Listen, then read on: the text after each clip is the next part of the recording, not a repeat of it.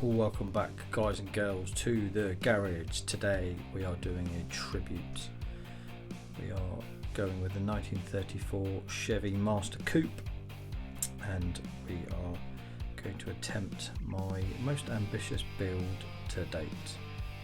There we go, the Nux car from Mad Max Fury Road. I see this done on Facebook the other day, so I thought I'm going to give that a shot. First of all, strip the bad boy. Also, what I have done is cut the front off, and it's all taken off there. That's where the engine's going to go, and I've cut the front off of that as well. Trusty bit of blue tack. Now, I don't think my build skill is going to be as good as the other ones I've seen, so I'm going to do this slightly different. I'm going to cut those sections off of the plastic and leave the rear ones on. So we'll come in with the trusty jeweler's saw, and we'll start from there. We'll just cut in and then cut down. Plastic's so easy to cut, those jeweler's saw. And ta-da! There we go. So I'm going to take that middle section out there again. We've just got the fenders either side. To get it stuck everywhere, but there they are.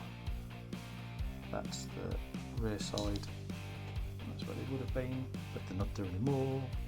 Also cut the front off of that, the front of that off the base, should I say, and taking the rear section out of that. I'm not going to be cutting out the back. The whole Nux car has got the back section where Matey Boy stands on. I'm not going to be doing that. Too much modelling involved for that for me. As I said, I'm not the best, so I'm going to tribute this one. What I'm going to be using though is this section off of the Influence of Carnage sprue. Shaved off the bits at the bottom. That fits quite nicely on there. Actually, doesn't fit as nice as I'd like, so I'm going to have to cut it off and stick it in. But this is generally what you get the idea. You can use that as the chassis for the elongated section at the front. So cut it down, super glued it all together, stuck that bottom section on there. It's not the prettiest, but it doesn't have to be, because you're not going to see that for a while.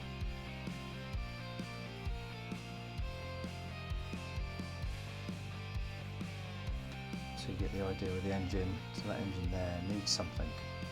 You have to have something to build that up to about that height there. So I'm going to use something we've not used so far on the channel. It is Milliputts, the right way round.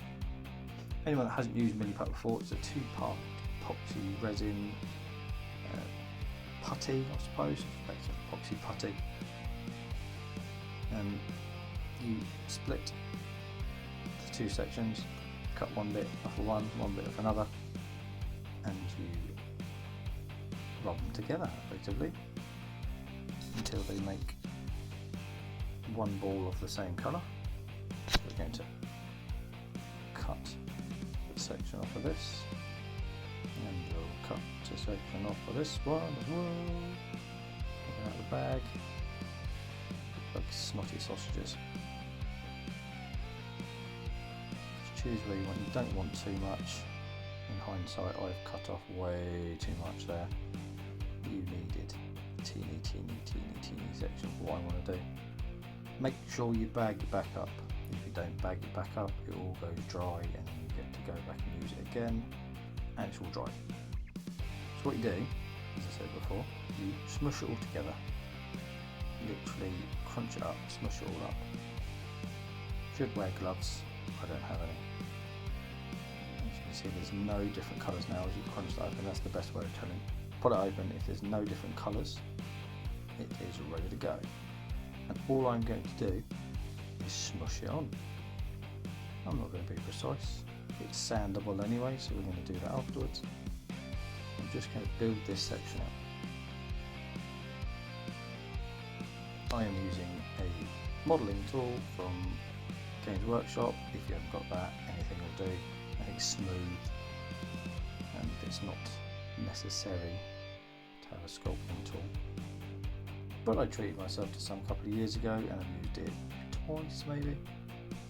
So I thought I'd give it another go if I don't sculpt enough. And just squashing this all down, so it's all going to be sanded afterwards, it's all sandable. Next, check the fender's going to stick. What I'm going to do is I'm going to push them in so that I've got a rough outline where they're going to be for when this dries. This stuff takes about, this is 3 hours I think. I'm going to leave it for 24 just to let it completely go off. I don't want it any squidgy in any way, shape or form. As you can see, everything there fits on lovely jubbly. Here we are 24 hours later and that is solid. As you can see, the sections there are where I am. I just trimmed them in a little bit and I literally just used a craft knife and cut those sections out. I'm using 1200 grit sandpaper as that's all I've got. Hindsight, you need it a little bit rougher. I would go 1000, probably no more than 1000 grit. The higher the number, the softer it is for anyone that's never used it. So I'm just going to rub it down a little bit here and speed up because you don't need to see me do this in real time. There we go, that is nice and smooth and ready to dry fit everything on. The engine now sits at the right height. The front section will go on to there and the fenders will sit on the side. Now, true slightly disgruntled owl fashion, we've done a lot off camera. So I have put some wheels on, engine in, the exhausts are on, smoke and oil droppers, which you know I love. The gas tank at the back was 3D printed by Stinky Weasel, and the front sections are paper clips.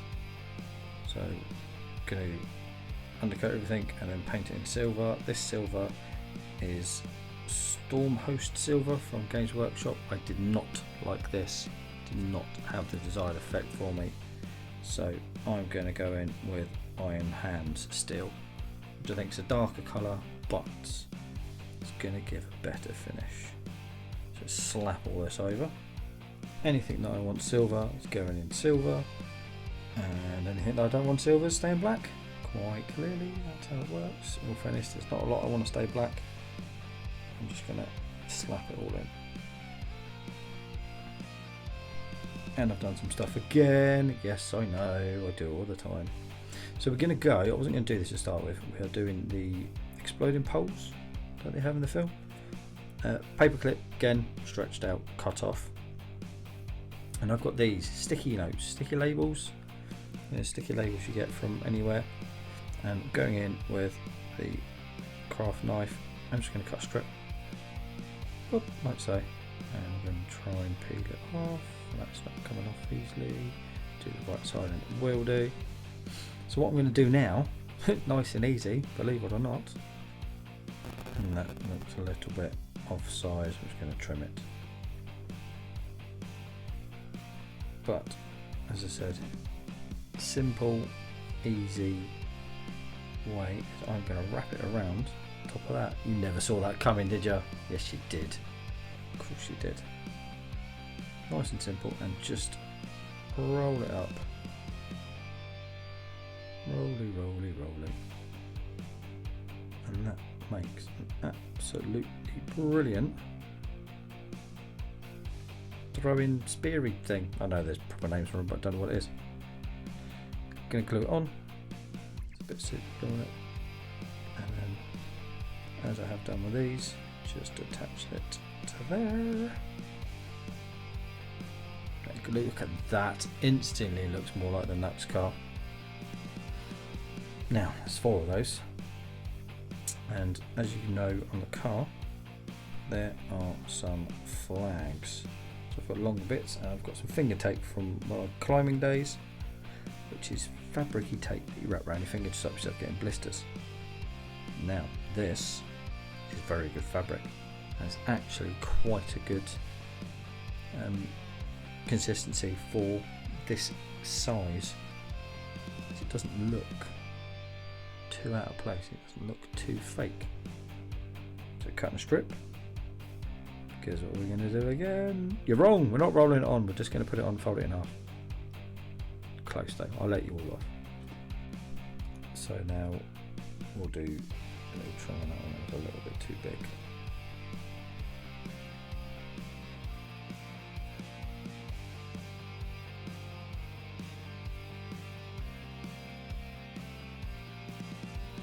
And we'll do the same on this one.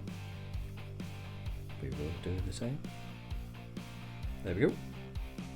You could leave it like that.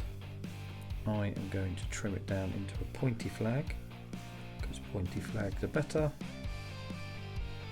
There we are for this anyway. Just trim it off.